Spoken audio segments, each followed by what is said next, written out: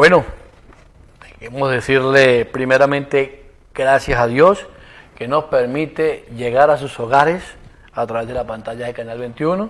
Recuerdo, esto se llama Hablan los Trabajadores, pero hay temas importantes que debemos de tocar, de hablar, de resolver, porque se están presentando situaciones en el país que llevan a hablar con diferentes actores de la vida cotidiana. Un abogado muy joven, el día de hoy bastante joven, Sergio Molina, que viene a hablar con nosotros de un tema bastante importante. Es la reforma, porque en estos días la ciudadana presidenta de la República, incluso por ahí el soberano hizo referencia a eso. La ciudadana presidenta de la República, presidenta encargada, habló de la reforma nacional en materia penal. Y hay cosas que están pasando en nuestro país que debemos de hablar, de consultar, de preguntarle. Y entonces el abogado Sergio Molina, el día de hoy, bienvenido Sergio, sí, nos va a hablar sobre este tema. Un tema bastante importante, y vamos a hacer una tertulia muy amena con el tema de porque la ciudadana presidenta dijo varias cosas, y una de las cosas que dijo fue cero matraqueo y cero extorsión. Incluso hay un 0800, un número telefónico gratuito para que los ciudadanos se expresen ahí, y nosotros pues debemos de hablar humildemente de nuestro conocimiento para aportar ideas a esta reforma que se inició en Caracas. Bienvenido a la Cámara de Canal 21, mi querido amigo Sergio. Bueno, señora Asdrúbal, de verdad muchísimas gracias, y primero que nada agradezco muchísimo la invitación que nos diste el día de hoy y permitirnos este espacio para poder conversar sobre este tema, poder debatir, porque justamente eso es mismo, esto es un hito histórico, algo que realmente nunca se había visto o que muy rara vez se ve aquí en Venezuela, y es una reforma justamente de todas las leyes de la justicia penal. En esto, pues, ¿qué vamos a abarcar? Justamente como lo había dicho nuestra presidenta interina, Delcy Rodríguez, lo que se busca es como acabar ese matraqueo, buscar cómo simplificar la justicia, eliminar ese retardo en los tribunales, eliminar lo que sería como esas extorsiones que se presentan muchas veces aquí en Venezuela. ¿Qué se busca principalmente? Reformar el Código Orgánico Procesal Penal, reformar el Código Penal y reformar las distintas leyes orgánicas que hay que regulan justamente el sistema penal en Venezuela. Para eso, pues, se creó una comisión nacional de la mano de la Asamblea Nacional. La Asamblea Nacional, ¿qué hizo? Pues designó a unos expertos justamente para que vayan a cada espacio, cada estado del país, y poder conversar justamente con personas, con abogados, con el gremio, con universidades, con estudiantes. Porque es que esta invitación no es cerrada, no es para funcionarios, es una invitación abierta, es una invitación amplia. Cualquier persona. Cualquiera de nosotros los ciudadanos podemos aportar ideas para esta reforma, que es un hecho histórico en el país, porque va a abarcar que cualquier ciudadano pueda expresarse. Claro, por supuesto. Persona que haya tenido alguna relación con el sistema penal en Venezuela puede justamente acudir a estas mesas de trabajo y presentar estas propuestas, presentar sus inquietudes, poder dialogar con esos expertos para que los tomen en cuenta, y poder de esa manera, mediante el Táchira, como voz, poder aportar un grano de arena a esa reforma, a todas esas leyes en Venezuela. Hay algo que no es que me quiera salir del contexto ni del tema que nos reúne el día de hoy, que es un tema bastante importante, pero con la implementación de la justicia de paz en Venezuela, ¿se descongestionó el sistema judicial venezolano?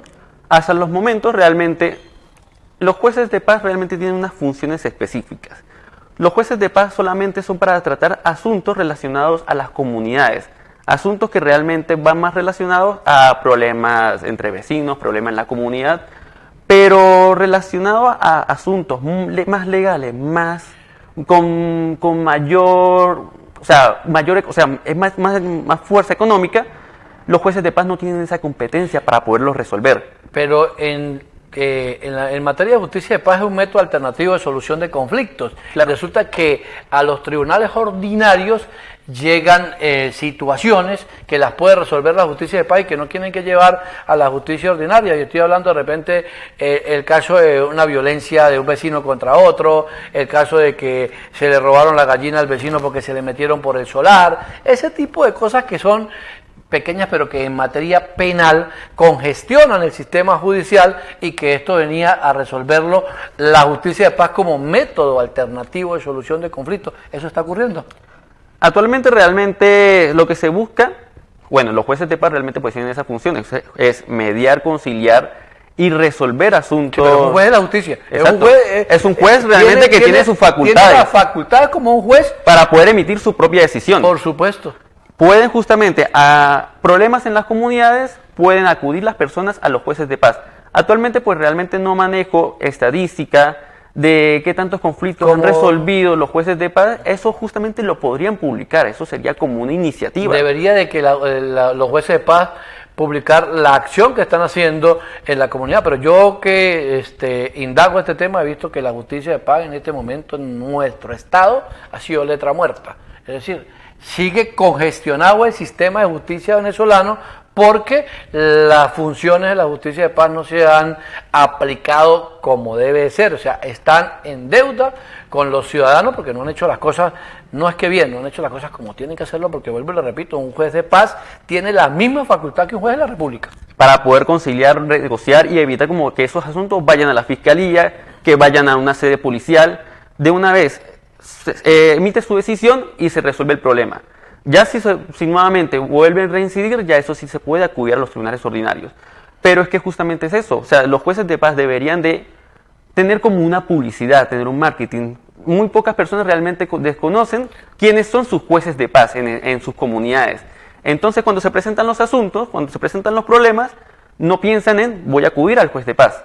Piensan en voy a denunciar en la fiscalía, claro, voy a denunciar ante la policía. O sea, porque hace falta la educación necesaria a las comunidades para decirle que la justicia de paz existe, que la jurisdicción de paz existe y que este es el juez y estos son los conjueces que conforman este juzgado de paz para resolver los problemas de cada comunidad. O sea que lo que hace falta de verdad es divulgar a la comunidad, resolver, informar y educar que la justicia de paz se implementó en el Venezuela y en este caso en el estado Táchira desde el año 1992 que fue promulgada la Constitución del estado Táchira.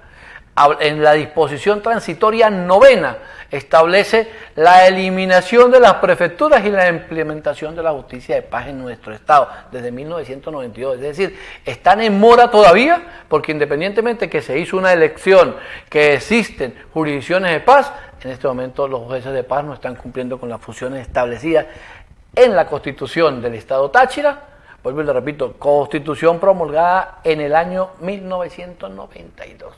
O sea, no fue ayer, no fue esto tiene un proceso y no se ha hecho las cosas bien. Le digo porque yo formé parte de ese equipo multidisciplinario que visitó los barrios hablando del tema de la justicia de paz y de eso tengo bastante conocimiento. Nosotros fuimos a la capital de la República, un grupo de dirigentes vecinales para instruirnos en el tema justicia de paz y estuvimos en el Consorcio Justicia Capítulo Occidente, quien formó a ciudadanos tachirenses para implementar la justicia de paz y no se dio en aquel momento y en este momento se hizo como de manera apresurada, no con los parámetros que establecía la norma y en este momento yo considero que está en mora. ¿Por qué toco el tema de la justicia de paz? Porque resulta que para hacer una reforma de las leyes penales, para hacer una reforma del Código Orgánico Procesal Penal, para hacer una reforma penal, primero tenemos que hablar del método alternativo de solución de conflictos que fue implementado en el país y que no está funcionando. No es que diga que se deba de reformar la ley orgánica de la justicia de paz, es que se debe involucrar, implementarla más, o sea, darle como más divulgación, impulsar a la justicia de paz en nuestro estado, para poder hablar del problema grave que tenemos en la congestión del sistema judicial venezolano. Incluso justamente se maneja información de que los jueces de paz fueron debidamente capacitados, tienen su instrucción, claro, porque es que los jueces de paz no necesariamente tienen que ser abogados, no. Pueden ser cualquier persona, pero claramente el Tribunal Supremo de Justicia, a través del edificio nacional y de los jueces, los mismos jueces de paz recibieron su instrucción, por lo tanto ellos se encuentran preparados, claro, para resolver cualquier problema, cualquier inquietud, cualquier incidencia que se pueda presentar en la comunidad como un juez de la República. Por supuesto. Ellos tienen la facultad y tienen la potestad de poder emitir sus propias decisiones. pero o sea, se maneja como un desconocimiento, una ignorancia. Y es por eso que posiblemente se pueda, como una iniciativa, antes también de como hablar de la reforma, como de impulsarla, darle como más voz, más protagonismo a los jueces de paz, para que por lo menos se conozca quiénes son, dónde se encuentran ubicados, cuáles son sus números de contacto. Si se me presenta algún asunto con un familiar o con un vecino en mi comunidad, por lo menos saber que tengo mi juez de paz para poder resolver eso. Y evitar, por ejemplo, tener que ir a la sede de la policía, pasar tiempo y posiblemente un trámite que a lo mejor se puede haber resuelto esa misma noche. Esa sería como una buena iniciativa a pensar. Es impulsar la justicia de paz en este momento que se está hablando del tema de la reforma del COP. ¿Por qué? Porque resolvemos temas fáciles, ayudamos a la comunidad, y quienes son los actores que pueden resolver un tema en un momento determinado de un incidente no deseado en la comunidad son los jueces de paz, que ya existen. Y como ya existen, lo que tienen es que hacer el trabajo. Adicional de que realmente uno de los propósitos de la justicia de paz es descongestionar los tribunales. Imagínense cuántos casos no han llegado a la fiscalía por problemas entre vecinos, cuántos casos no han llegado a la fiscalía por problemas entre las familias, que se pudo realmente haber resuelto esa misma noche. Pero en vez de eso se tuvieron que, digamos, se cayeron a piñas, intervino la policía y se encontraron envueltos en un procedimiento, tener que presentarse a distintas audiencias. Entonces realmente el propósito es justamente quitarle ese trabajo que tienen los jueces, un trabajo que de verdad es muy monumental porque se encuentran bastante descongestionados, y darle este protagonismo a los jueces de paz, para que ellos tengan como esa facultad o esa iniciativa de poder ya resolver sus propios casos. Esa es la parte que yo creo que se debe de hablar en cuanto a esta Comisión Nacional para la Reforma del Código Orgánico Procesal Penal, el Código Penal y todas las leyes orgánicas que tienen que ver en materia penal. Empezamos por impulsar la justicia de paz en nuestro país y en nuestro estado, que es donde a nosotros nos compete, para después poder ayudar de alguna manera a impulsar esta reforma. Yo creo que debemos de empezar por ahí, porque los tribunales en este momento están congestionados y tienen mucho tiempo congestionados por situaciones que se pueden resolver de manera, voy a utilizar una palabra que no es jurídica, de manera genérica. Están congestionados con temas que se pueden resolver sin tanto sin tanto rollo, protocolo jurídico. Es que es increíble que porque el vecino le corrió la cerca al otro vecino 5 centímetros y entonces viene un problema físico, se entran a piña y tiene que llevarlo allá, cosa que lo pudo haber resuelto el juez de paz antes que llegara a un tribunal de control. Efectivamente. Es que realmente es eso mismo, es descongestionar ese trabajo que tienen los jueces actualmente. Pero no solamente son los jueces penales, también recordemos que los jueces de paz tienen facultades relacionadas a cuestiones familiares, cuestiones civiles, y pueden también tratar cuestiones penales, pero ya cuestiones que puedan resolverlo dentro de la comunidad, problemas que se encuentren dentro de su ámbito de competencia, porque eso mismo, los jueces de paz no se pueden extender de esa facultad que tienen. Hay asuntos que sí le competen netamente al tribunal y ellos no se pueden extralimitar a la competencia que le estableció la ley. Entonces, claramente, pues sí hay asuntos que pueden resolver el juez de paz, como otro asunto que realmente ya se tiene que ir por la justicia ordinaria. Perfecto, mire, el tema es bastante importante, nosotros vamos a seguir hablando de esto, pero en este momento me dice mi querido amigo Jesús Hostos que debo ir a comerciales. Ya regresamos. Tengo un escudo precioso, tengo el arma bochinchera y tengo una patria grande que se llama Venezuela. Tengo un escudo precioso, tengo el arma bochinchera y tengo una patria grande que se llama Venezuela.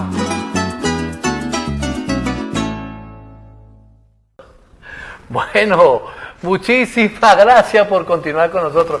Para eso no se vale. El abogado Servio Molina hablábamos de un tema bastante importante, que es el tema de la justicia de paz. Pero vamos a entrar en materia con el tema penal. ¿Qué abarca esta reforma Y hablemos de algo importante, el 0800 extorsión. Eso es importante que lo hablemos. Cuénteme. Bueno, señor Asdrúbal, de verdad, antes de comenzar con hablar del tema de la reforma, podemos justamente mencionar eso, 0800. 0800 creo que es 0800 extorsión, si mal no me equivoco. ¿Qué se busca realmente con este número de telefónico? Se busca que aquellas personas que realmente se han visto involucradas o se han visto afectadas o han sido víctimas de una extorsión por parte de cualquier organismo, funcionario o no necesariamente un funcionario. Pueden ser también personas que se identifican como funcionarios y que utilizan como esa faceta o esa fachada para extorsionar a los ciudadanos. Entonces, realmente, ¿qué buscaron? Establecer un número público con el objetivo de que las personas se puedan comunicar con especialistas, con personas que los pueden tratar, que los pueden orientar, que también les pueden brindar como una atención psicológica. ¿Por qué? Porque sucede que muchas veces cuando sucede este tipo de situaciones la persona se encuentra afectada psicológicamente, afectada por lo que pueda sucederle. Entonces, lo que se busca es como un mecanismo de atención, de llamada, de recepción y de denuncia. Yo veo con buenos ojos el tema del 0800 extorsión. ¿Por qué? Porque uno aquí en este medio de comunicación, que para la gloria de Dios estamos al frente, estamos todos los días aquí, a uno le llegan todos los santos días información con respecto a que en una alcabala, en un puesto fijo, en una alcabala improvisada, en algunas situaciones que se presentan en la vida cotidiana del ciudadano tachirense, están sucediendo cosas, que si un motorizado, que si esto, muchísima información. Yo no digo denuncia porque la gente dice, no, están denunciando, no, la denuncia se hace en la Fiscalía, la denuncia se hace en el Ministerio Público, a nosotros nos dan información, para dejar eso claro, porque mucha gente dice, no, porque yo ya me denuncié en el Canal 21 que me estaba pasando esto, no, aquí no, nosotros no recibimos denuncias, los despachos fiscales es donde reciben denuncias, nosotros recibimos información y tratamos de canalizarla y procesarla a los organismos correspondientes. Eso es lo que nosotros manejamos, pero aquí en el Canal 21 no recibimos denuncias, las denuncias son en el Ministerio Público. Aquí oímos su inquietud y la canalizamos al organismo correspondiente. Entonces la gente nos escribe todos los días, la gente está pendiente de llamarnos, de decirnos la situación, y entonces yo creo que ese 0800 hay que recomendarlo, eso hay que cargarlo por todos lados. ¿Para qué? Para que la gente entienda que hay una línea que el Ministerio Público aperturó y que ahora va a ser más fácil porque es el contacto directo entre el Ministerio Público y el ciudadano común que en un momento determinado está teniendo un incidente no deseado, y que esa es la manera. O sea, para mí creo que es una maravilla el 0800, pero que hay que ayudar al gobierno, por llamarlo de alguna manera, o al Ministerio Público a divulgar ese 0800. Nosotros los medios de comunicación tenemos la tarea de que cada vez que nos llame alguien y nos diga y nos pida una orientación, 0800 extorsión. 0800 extorsión, para poderlo. En el caso de abogados litigantes como el suyo, que están ejerciendo en el libre ejercicio de la profesión, quien le diga, mire, pasó esto, ya va, primero vamos al 0800. Los canales regulares, justamente se le llaman. Es también como un propósito, ya los mecanismos están presentes. ¿Qué es lo que se tiene que hacer? Implementarlos, utilizarlos. Y también justamente pues a través de este medio, en el Canal 21, divulgarlos. Darle la información a las comunidades, a las personas que nos están escuchando, de que existen esos mecanismos, que ya están presentes. Que si se presenta algún problema con algún funcionario, ya saben que tienen un número telefónico a donde poder contactar. Porque eso es lo que también sucede, justamente como lo habíamos hablado en la justicia de paz, es el desconocimiento de los canales, para que las personas ya no tengan que acudir a la sede policial, sino puedan inmediatamente agarrar su teléfono y llamar. Por supuesto, hay que impulsar esto. ¿Qué cree usted o qué artículos podemos empezar a hablar de los artículos de reforma en materia penal que deberíamos de ayudar y orientar, y que como ciudadanos que conocemos el tema de la ley, ¿dónde podríamos decir que hace falta cambios o reformas dentro de alguna ley? Bueno, Asdrúbal, de verdad, como lo habíamos conversado, la reforma lo que busca es tratar tanto el código orgánico, el código penal, ese mismo que ya se encuentra desde hace bastantes años. Entonces, se puede tratar sobre todo también como la proporcionalidad de las penas. Eliminar ciertos delitos que ya están, como por así decirlo, en desuso, ya es letra muerta. Modificarlo, reformarlo completamente, reducir los lapsos procesales. Adicional también como exigir la implementación de una transparencia, de una justicia digital. Es revisar lo que ya tenemos actualmente, poder buscar la proporcionalidad de la pena y adicional establecer nuevas iniciativas con el objetivo de adaptarnos ya a la temática global. Porque muchas veces, ya actualmente en todo el mundo, se está implementando una justicia digital. Claro.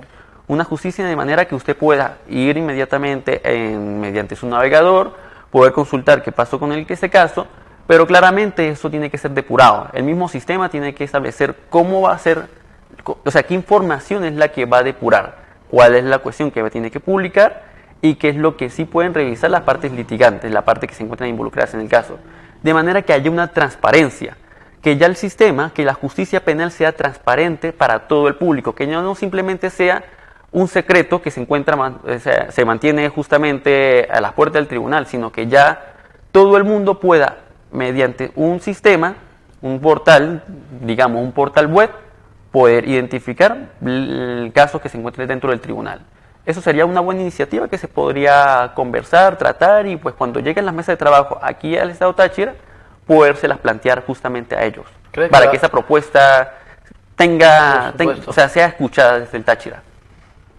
La condena en Venezuela, o la condena máxima en Venezuela, es de 30 años de prisión y se le aplica a los delitos, en el caso de homicidio calificado con premeditación, alevosía y ventaja, y se le aplica incluso a los temas de droga. ¿Cree que se deba de subir la condena máxima en Venezuela? Ahí sí, pues esto ya más criterio mío propiamente, Claro, esto ya es algo que sí viene siendo parte de mi persona como Servio Molina, y lo que se busca la proporcionalidad no es elevar las penas, porque realmente lo que se tiene que buscar cuando se implementa, digamos, cuando se le dicta una prisión, o sea, una condena a una persona que fue investigada, que fue imputada, es como esa reinserción a la sociedad, que esa persona pues tenga su proceso de, digámoslo, de readaptación para nuevamente volverse reinsertada a la sociedad. Pero si elevamos las penas, a lo mejor esto pues se vea muy limitada. Debemos mantenernos. El sistema judicial es una cosa, pero el sistema penitenciario es otra cosa. Y entonces, cuando hablamos de la reinserción a la sociedad de un ciudadano que fue condenado por un delito, está repetido, y hay que insertarlo nuevamente a la sociedad porque toda la persona requiere una segunda oportunidad.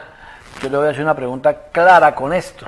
¿Cree que el sistema penitenciario venezolano está haciendo su trabajo en cuanto a la educación del ciudadano aprendido o el ciudadano privado de libertad para que éste pueda rehacer su vida?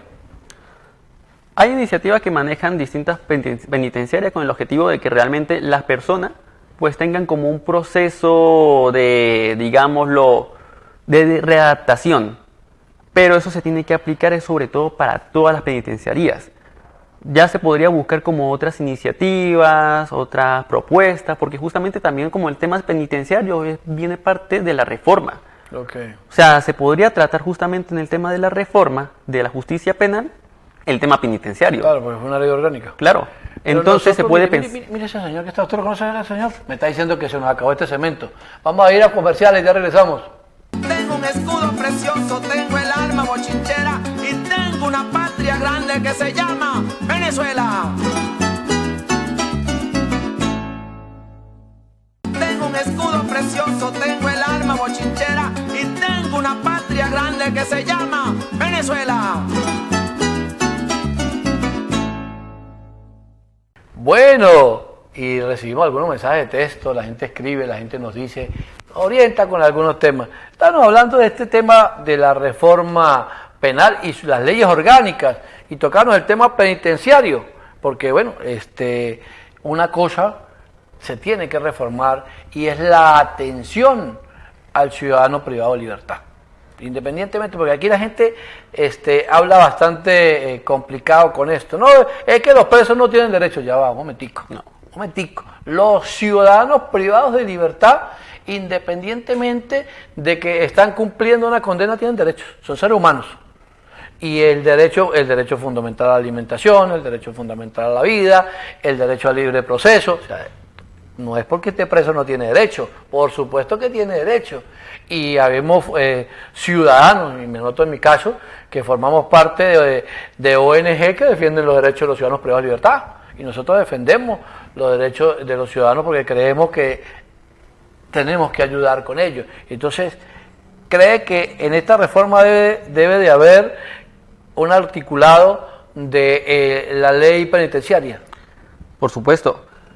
La ley penitenciaria debería además no ser tan restrictiva, tan compleja, de hacerle la vida, por así decirlo, imposible a la persona que se encuentra privada de libertad. Tiene que buscar justamente, o bueno, como implementarla ya,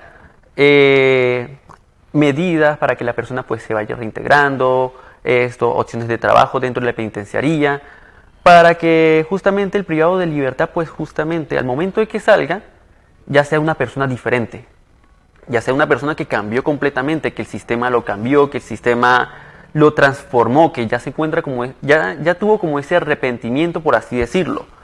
Entonces, sí, opino que justamente esta reforma, o bueno, las distintas propuestas que se puedan plantear, deberían de tocar justamente el tema penitenciario también, porque es un asunto que es muy de vital importancia. Ok, mire, está leyendo algunos mensajes de texto de alguna gente que está pendiente del programa y eso es importante, pero hay algo que yo quiero tocar y creo que se nos van a ir los dos elementos que hacen falta. Es el tema en materia de abuso, ¿sí?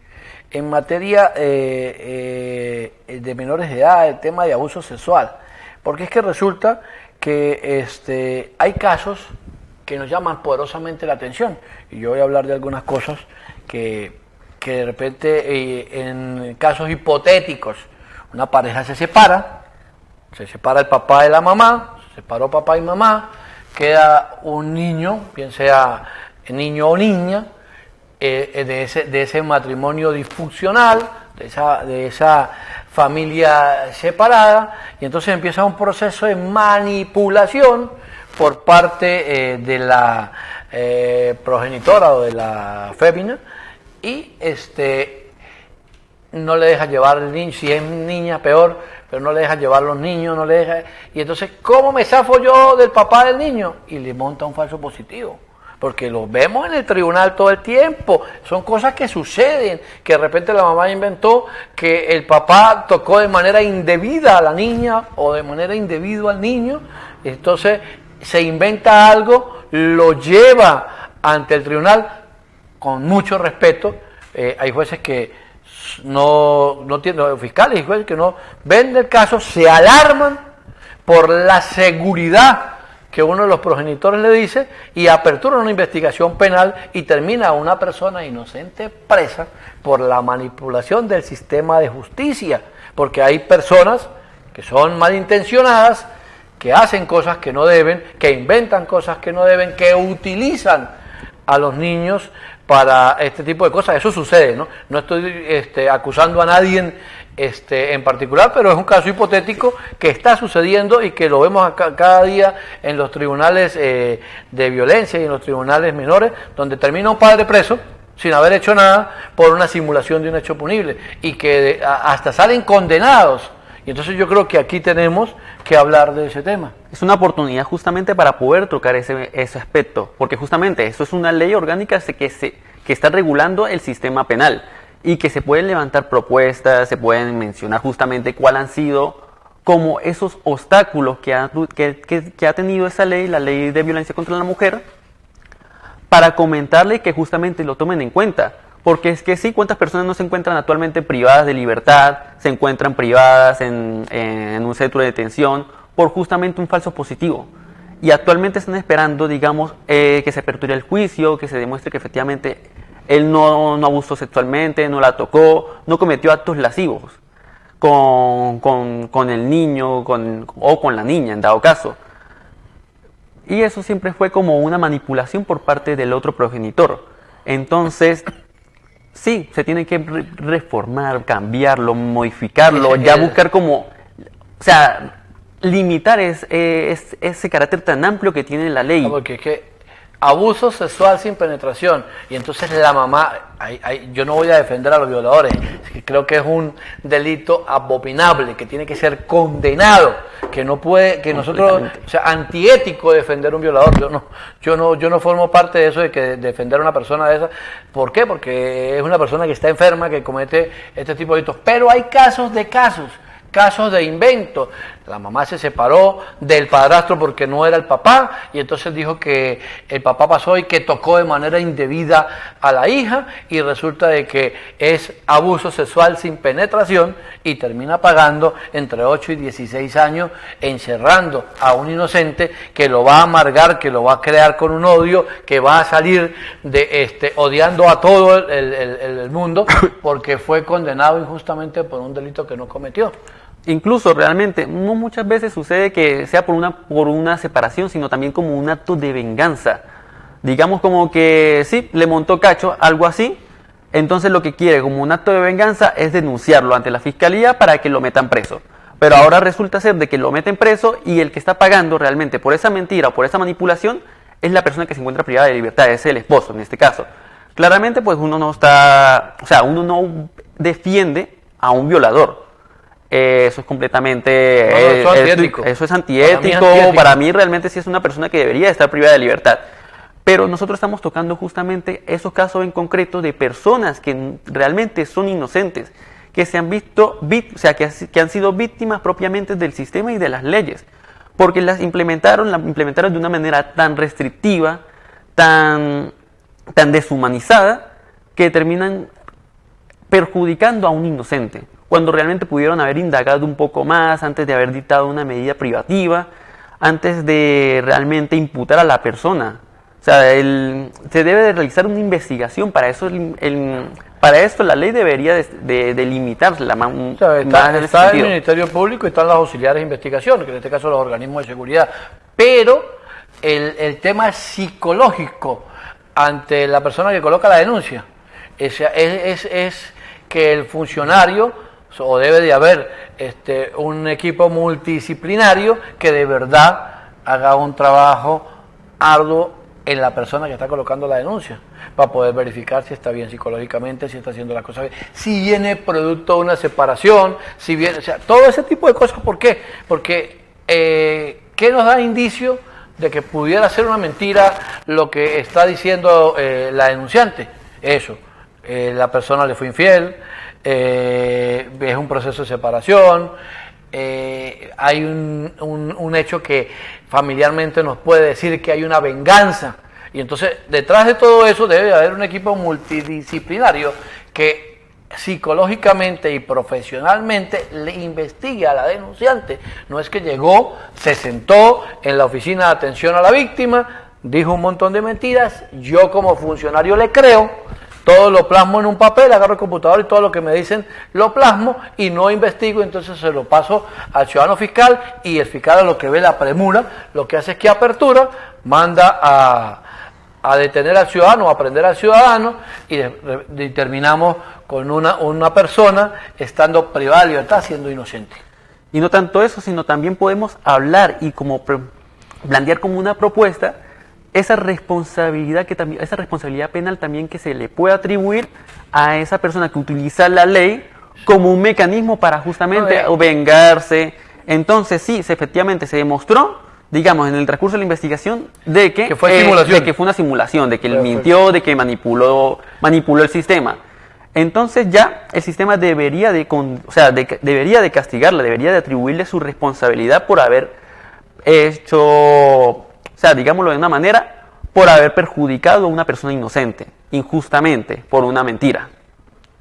Pues claro, por supuesto. Estoy contestando algunos mensajes de texto que nos están llegando con respecto a eso, y pues la gente nos dice, claro, con este tema, que estamos tocando un tema bastante fuerte y es un tema real, que existe, que tiene inocentes en la cárcel y que tenemos que hablar, que tenemos que indagar, que debemos de decir las cosas. Pero para eso vamos a hablar en el cuarto segmento. Vamos a cumplir compromisos comerciales y ya regresamos. Tengo un escudo precioso, tengo el arma bochinchera y tengo una patria grande que se llama Venezuela. Tengo un escudo precioso, tengo el arma bochinchera y tengo una patria grande que se llama Venezuela. Ahora, Jesús, ¿usted por qué es así, mano? Me viene y me señala que vamos para el cuarto. Sí, el cuarto segmento del programa Hablan los Trabajadores. Y aquí estamos debatiendo un tema bastante importante. La tertulia hoy ha sido bastante buena y la gente me dice, oye, está tocando temas muy, muy fuertes. Sí, porque es que tenemos que llegar a algo. Aquí hay ciudadanos, trabajadores, privados de libertad, siendo inocentes porque alguien les dijo alguna cosa y manipuló la justicia. Entonces, en esa reforma, quienes tenemos de repente conocimiento de algunas cosas, hechos ocurridos de manera real en nuestro estado, pues debemos de alertar a esta comisión multidisciplinaria que se está recorriendo el país para reformar el Código Orgánico Procesal Penal, el Código Penal y todas las leyes orgánicas en función de materia penal.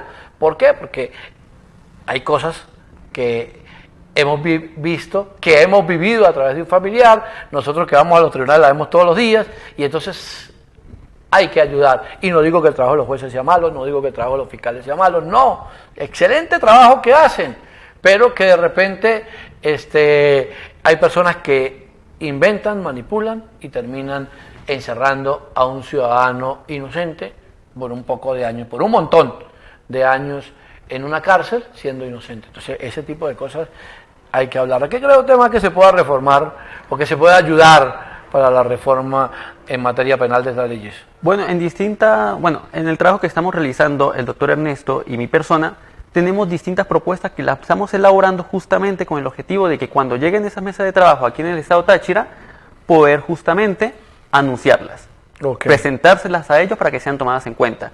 Entre las distintas propuestas, pues podemos mencionar el tema de la investigación.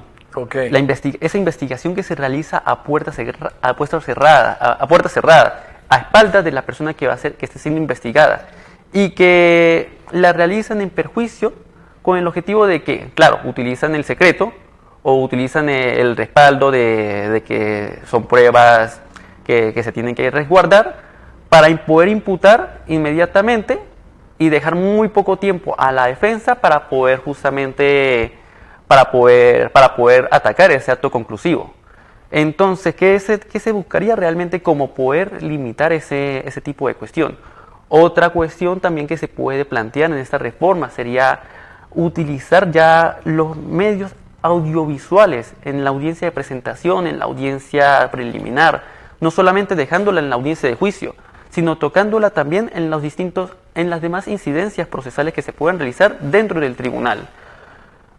Hablando también del tema del registro audiovisual, podemos hablar de también un registro audiovisual en la declaración que rinda la persona de manera voluntaria en sede policial. Porque sí, no hay ningún inconveniente. Toman la declaración, levantan el acta policial, pero muy pocas veces realmente la levantan, o sea, con todos los mecanismos, con todos los requisitos que se debería de realizar. Entonces, para poder garantizar esa declaración que rindió posiblemente algún testigo, posiblemente la persona que está declarando, es grabarla para conservar que fue justamente lo que esa persona dijo. Y que no fue bajo coacción. Exactamente. Sí, lo que pasa es que son iniciativas que se pueden plantear. En este punto hay un tema bastante importante. Es que cuando un ciudadano es aprehendido, llevado a un organismo de seguridad por la comisión de un delito, al ciudadano no se le permite que el defensor técnico esté al lado. Y la ley es clara en esto. La Constitución del 49 da el derecho a la defensa, pero la ley es clara en que el ciudadano aprehendido debe de ser asesorado por un profesional del derecho de manera inmediata en el momento de la aprehensión. Y resulta que aquí hay organismos de seguridad que le dicen, uno va a hablar por el detenido y va va a pedir que va a ser el defensor técnico de este ciudadano, y le llega los 2 o 3, un abogado, nosotros entramos y le dicen, eso es allá en el tribunal. Usted todavía no, que ese es mi cliente, ese es mi defendido. No, ese no es su defendido, porque no ha hecho nombramiento y el nombramiento lo hace en el tribunal. Ya va.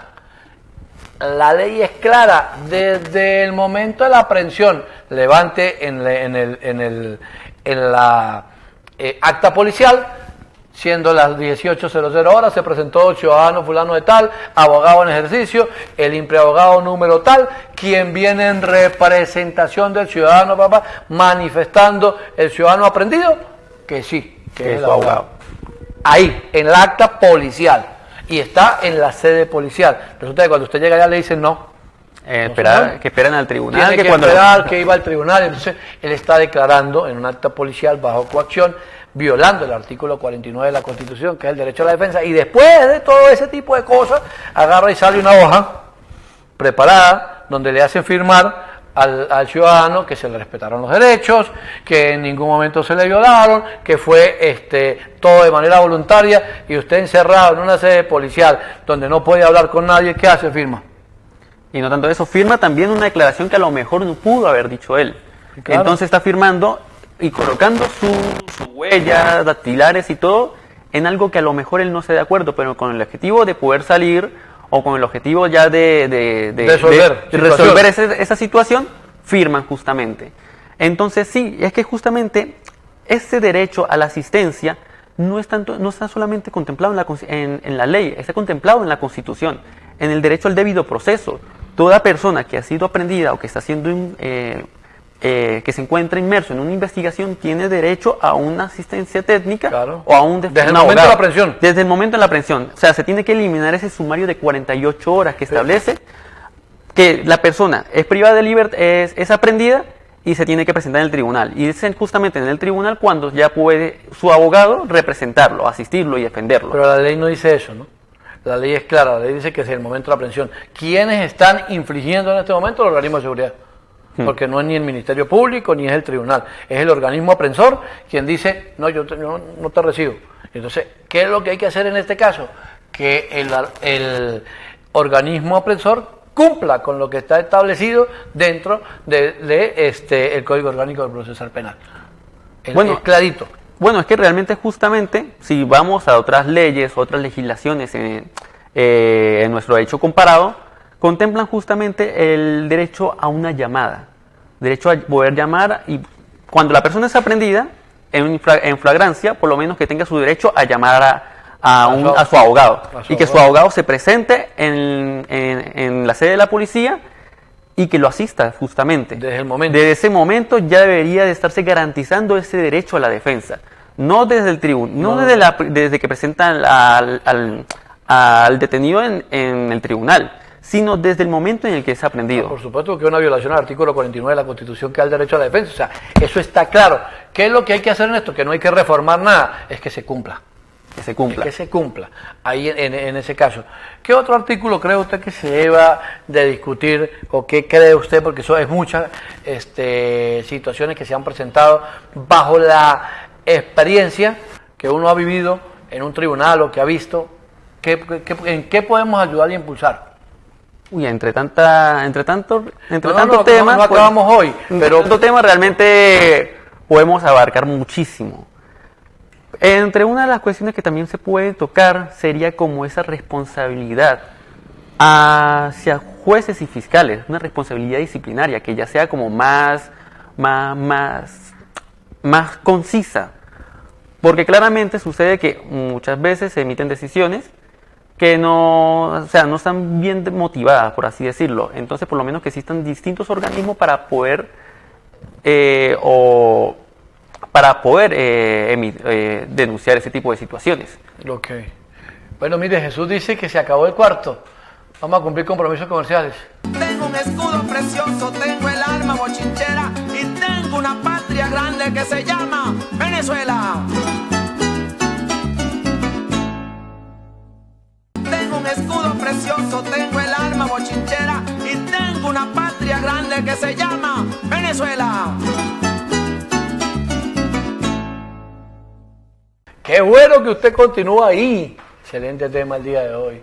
Estamos hablando con el abogado Servio Molina, trabajador igual que todos, porque esto se llama Hablan los Trabajadores, con el tema de la reforma penal o la reforma en materia penal, tanto del Código Orgánico Procesal Penal, el Código Penal venezolano y las leyes orgánicas que rigen la materia penal. ¿Y por qué estamos hablando de este tema? ¿Por qué nos llama hoy a hablar de este tema? Porque resulta de que la ciudadana presidenta de la República, yo quiero acordar eso tienen que oírlo, quiero que tú lo acuerdes. La ciudadana presidenta de la República habló del 0800 extorsión. La ciudadana presidenta de la República habló en la reforma y colocó ese 0800 para que los ciudadanos puedan comunicarse y expresar en un momento determinado cualquier cosa que le esté sucediendo. Entonces, para ello, nosotros estamos hoy haciendo una tertulia con este tema. ¿Qué más podemos hacer, mi querido amigo Sergio, para ello? Bueno, de verdad, Asdrúbal, podremos tomar en cuenta de que ya el día de ayer, tengamos en cuenta, la iniciativa salió el 1 de junio. Ajá.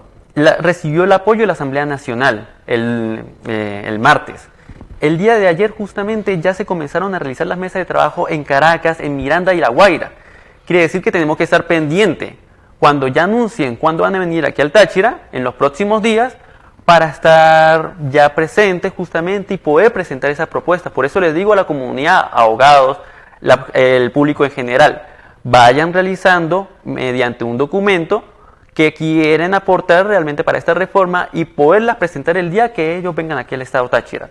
Tenemos que estar presentes, pendientes también cuándo y dónde se van a realizar estas mesas de trabajo. Cuándo va a venir la Comisión Nacional a escucharnos a nosotros, escuchar la voz del Táchira.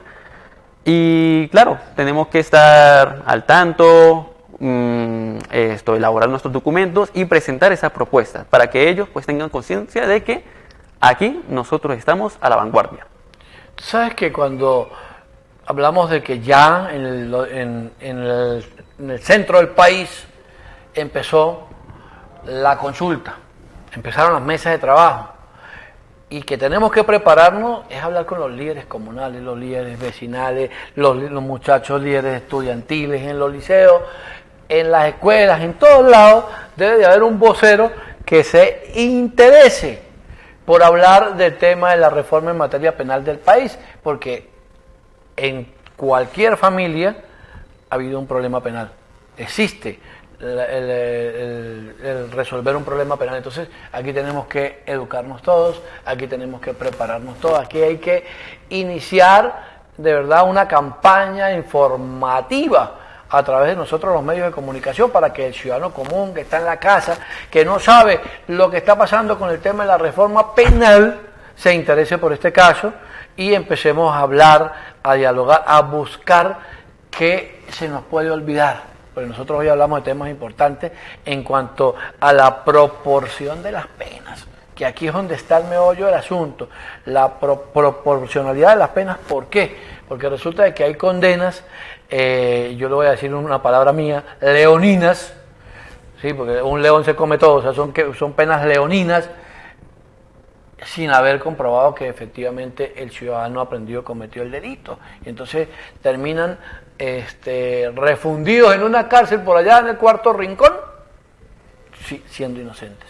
Entonces, ¿esto qué nos abarca? A que todos los ciudadanos de bien debemos de educarnos, prepararnos para ir a estas mesas de trabajo cuando les toque a nuestro Estado y ayudar de alguna manera a la reforma penal y a la reforma de las leyes en materia penal en el Estado Táchira.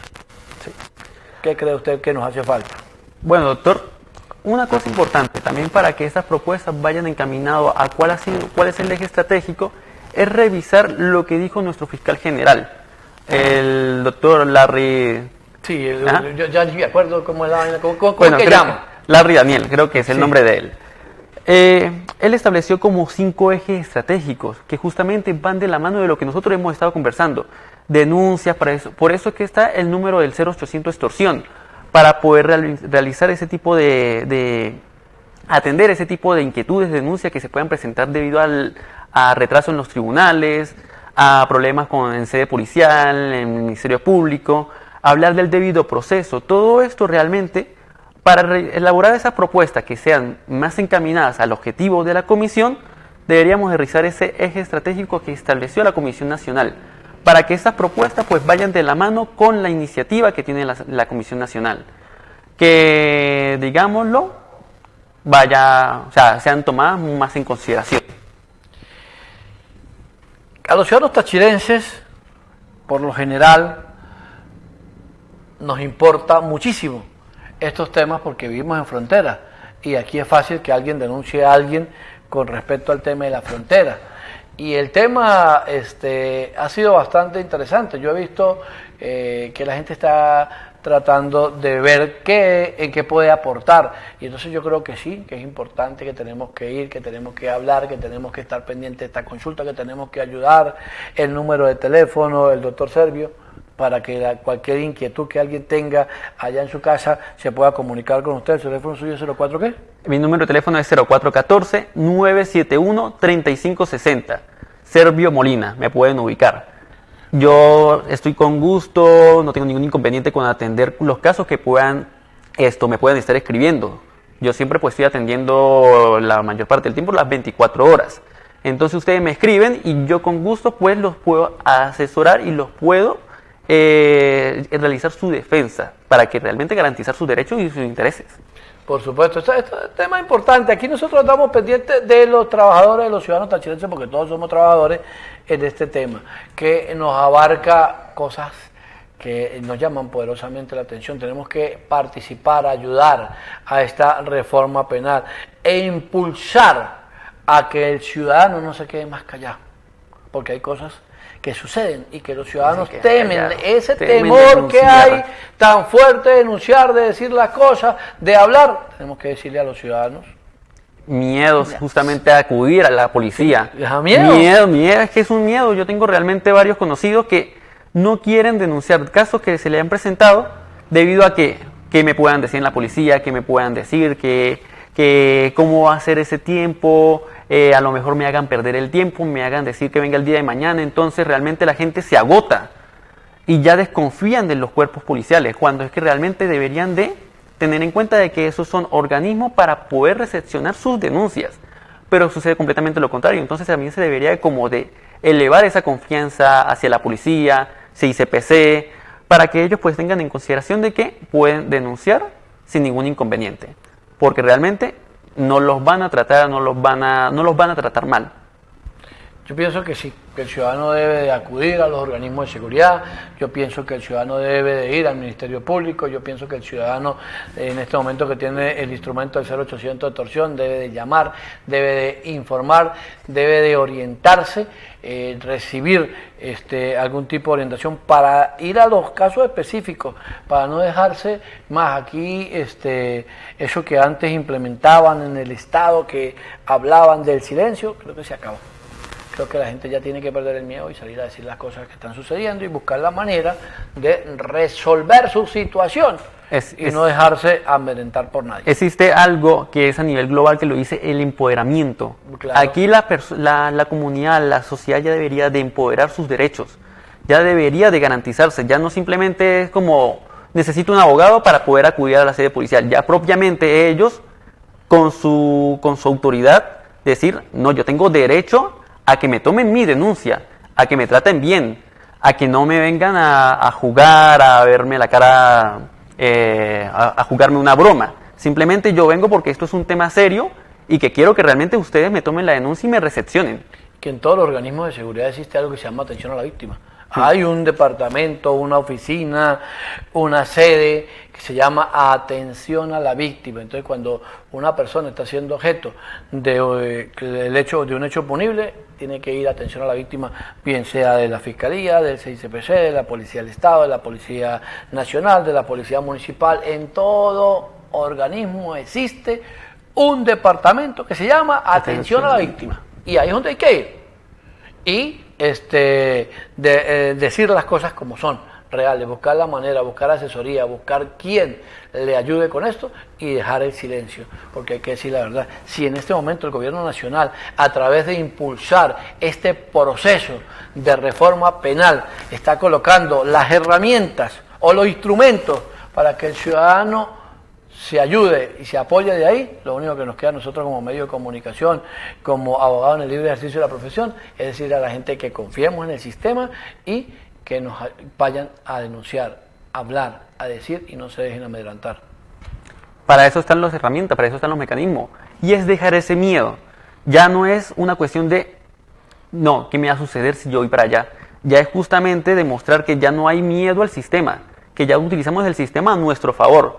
Teniendo el número, el 0800 extorsión, podemos justamente acudir a estas herramientas, a la atención de la víctima y denunciar sin miedo, con voz o sea, con nombre y apellido de quiénes son las personas que se encuentran involucradas. Entonces, sí, realmente pues una invitación tanto a que acudan a la reforma, a la Comisión Nacional, como a que utilicen estas herramientas para que ya tengamos la iniciativa, que ya los funcionarios realmente entiendan que nosotros no tenemos miedo, sino que ellos de verdad deberían de tomarnos más en consideración. ¿Por qué estudió Derecho? Estudié Derecho porque realmente me gustó. Eso fue una decisión de hace muchísimos años. Y era por parte de mi papá, que es también abogado, y una iniciativa mía propia de poder contribuir socialmente en el país. O sea, plantear reformas, plantear iniciativas, cambiar como el sistema, por así decirlo. Entonces, ¿qué mejor manera realmente de estar dentro del mismo, de la misma área que realmente lo maneja, que es la materia del derecho? Una de las mejores profesiones que existen en este mundo, el abogado Servio Molina, nos acompañó el día de hoy, abogado en el libre ejercicio de la profesión. A nosotros se nos acabó el tiempo. Tenemos que decirles muchísimas gracias a ustedes por permitirnos llegar a sus hogares. Nosotros nos metemos en sus hogares sin permiso, porque cuando usted prende el televisor ahí nos ve. Entonces, muchísimas gracias. Será hasta una oportunidad. Hasta luego.